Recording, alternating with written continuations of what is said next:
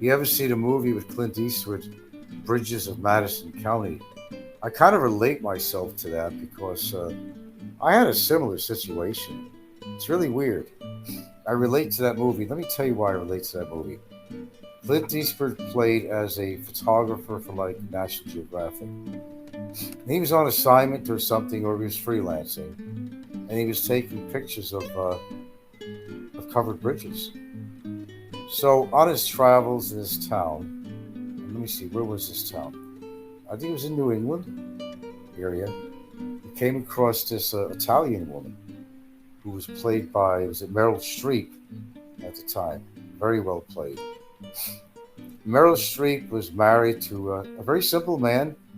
He was a country man. She had two kids, loved him to death because he was a good man. He took good care of them. Okay, had two kids, loving kids. And again, let's look at the juxtaposition of all this.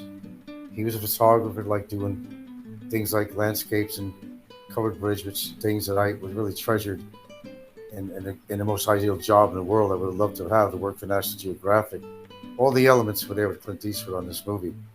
So he meets this Italian woman, and there was a connection. Her husband was out of town, visiting relatives or something, and they got to talk to each other and have coffee and everything. He told him about his life and what he was doing on his job, which she thought was exciting. And her life in this town was just, you know, very laid back and a good life. Husband was a wonderful guy, took good care of her, loving kids, the whole bit. But she took to Clint in this movie, and they both did. And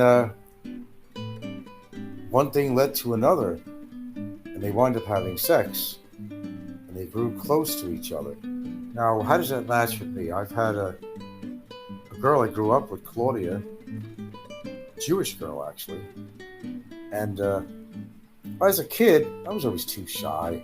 I went to high school, and Claudia was the type of girl that, you know, her family had a little money. Her father was a detective, and her mother was some professional or something. Had their own house, which is, you know, it showed wealth in our little town of Mount Vernon. She had a house, and she was like a really smart person in school.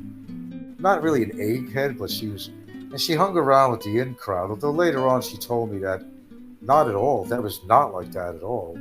When years later, I got to talk to her, and what happened was, you know, we got in touch with each other after many, many, many years after high school.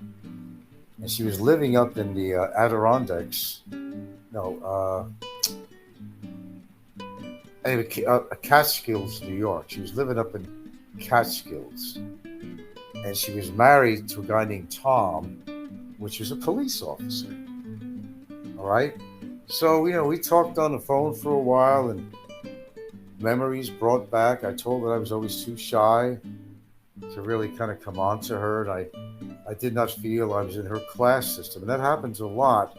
You're not in somebody's class system. Most Jewish families had money where I lived in New York. And I was just coming from a poor Italian family. And she knew where we were living in. It was just a beat up old small apartment building. Father never owned a house, you know, and I just didn't feel I was on the same level as her. So, and I told her that, and she was very shocked with that. She said she never thought of me that way. She goes, "Why didn't you tell me that you had an interest in me?" I said, "I was just, you know, I just thought you thought that you were too highfalutin for someone like me, you know." She goes, "That's not the case at all. You should have said something."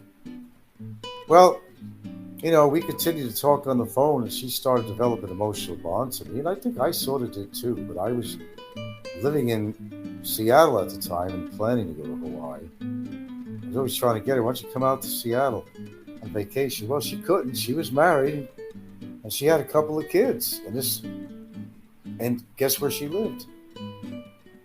Her and her husband, when I went to visit her, and he let me visit. He was cool enough to know that I was no classmate. Stayed overnight there. Took a bus up there. And where did she live close to? Guess what? A covered bridge. So if you watch that movie, Bridges of Madison County, that was like, in a sense, it was a slice of my life and partial of my endeavor and the way things happened in that movie. If you're familiar with Bridges of Madison County, if you're not, look it up. It's out there. Yeah, good story. Really good story. And I really related to Clint Eastwood in that. Thumbs up, folks. Thumbs up, folks, or I'm off. I got no tolerance for this shit no more. It's going to get to a point I'm going to do subscribers only because I don't really care. Okay.